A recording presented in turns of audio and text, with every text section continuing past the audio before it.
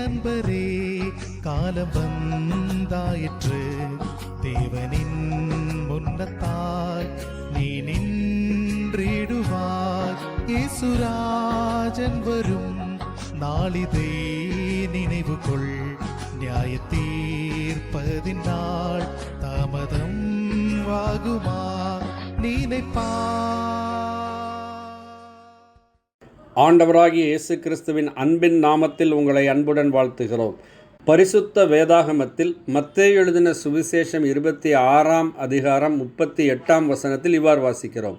அப்பொழுது அவர், என் ஆத்துமா மரணத்திற்கேதுவான துக்கம் கொண்டிருக்கிறது, நீங்கள் இங்கே தங்கி என்னோட கூட விழித்திருங்கள் என்று சொன்னார் என்று பார்க்கிறோம். ஆம், ஆண்டவராகிய இயேசு கிறிஸ்து கல்வாரி சிலுவையின் பாடுகளை சகிக்கின்ற அந்த மரணத்திற்கு போகிறதற்கு முன்பாக தம்முடைய சீஷர்களை அழைத்து கொண்டு கெத்செமனே என்னும் தோட்டத்துக்கு போனார்.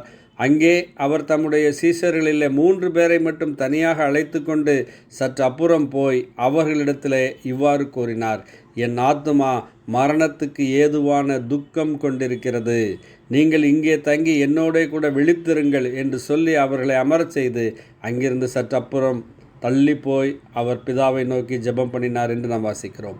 அருமையானவர்களே, ஆண்டவராகிய இயேசு கிறிஸ்துவினுடைய ஆத்துமா மரணத்திற்கு ஏதுவான துக்கம் கொண்டிருக்கிறது என்று இந்த வசனத்திலே வாசிக்கிறோம்.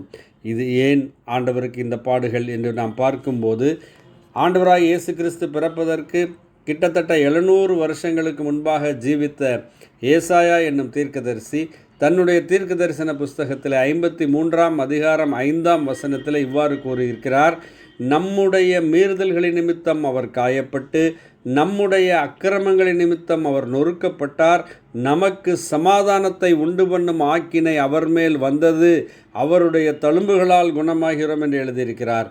நமக்கு சமாதானத்தை உண்டு பண்ணும் ஆக்கினை, நம்முடைய மீறுதல் நிமித்தம் அவர் காயப்பட்டிருக்கிறார், நம்முடைய அக்கிரமங்களின் நிமித்தம் அவர் நொறுக்கப்பட்டிருக்கிறார், நமக்கு சமாதானத்தை உண்டு பண்ணும் ஆக்கினை அவர் மேல் வந்தது. ஆம் அருமையானவர்களே, நமக்கு சமாதானத்தை உண்டு பண்ணுகிறதற்கு அவர் ஆக்கினையை சகிக்க வேண்டியிருந்தது. கல்வாரி சிலுவையின் மரணத்தை அவர் சந்திக்க வேண்டியிருந்தது. அந்த நம்முடைய பாவத்தின் பாரம் அவர் மீது அழுத்தினபடியினால் ஆண்டவராகிய இயேசு கிறிஸ்து துக்கம் நிறைந்தவராய் இங்கே இருக்கிறார். ஆகவே தான் சீசர்களை நோக்கி என்னோடு கூட விழித்திருங்கள் என்று சொல்லுகிறவராக இருக்கிறதை பார்க்கிறோம். நம்முடைய பாவ மன்னிப்பு என்பது எவ்வளவு விலையேறப்பெற்றது என்பதை சிந்தித்து பாருங்கள். கல்வாரி சிலுவையிலே அவர் மன்னிப்பை உண்டு பண்ணி இருக்கிறார். தம்முடைய பலி மரணத்தின் மூலமாக 3ஆம் நாள் உயிரோடு எழுந்ததின் மூலமாக மனுக்குலம் முழுவதற்கும் பாவத்திலிருந்து விடுதலையும் பாவ மன்னிப்பும் உண்டு பண்ணி வைக்கப்பட்டிருக்கிறது. விசுவாசிக்கிறவர்கள், நம்பி ஏற்றுக்கொள்கிறவர்கள் இந்த பாவ மன்னிப்பை இலவசமாய் பெற்றுக்கொள்ளலாம்.